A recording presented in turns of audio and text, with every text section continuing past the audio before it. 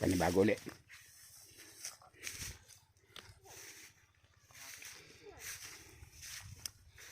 Ayan na nga po.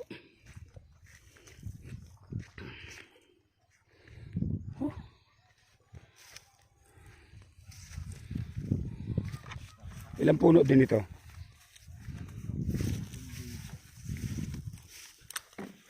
Ilang sachet ito? Isang lata.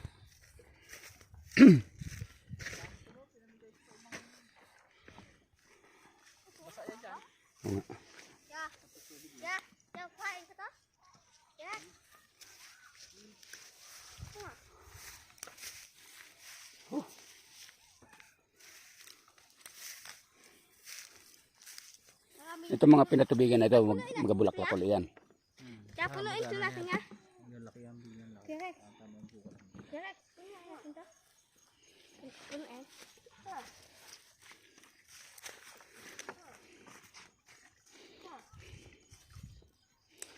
Ayan mga kaagri. Maraming salamat.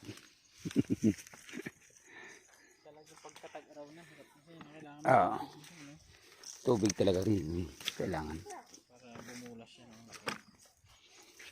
Pagkat patubig, sabay abuno. Yung pag nagbulaklak siya aabunuhan mo. Aroy.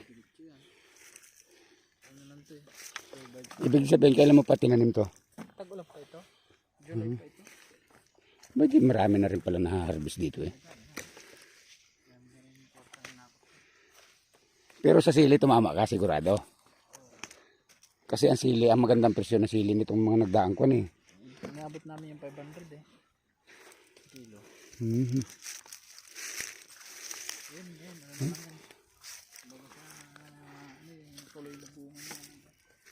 Ganoon naman ang kwan, ganoon naman ang sili.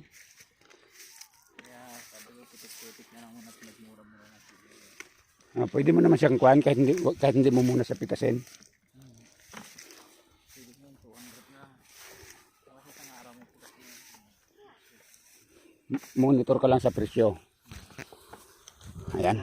Sige po, salamat po. Marami, ang dami na oh. Ang timba na. Ayos, pang uwi.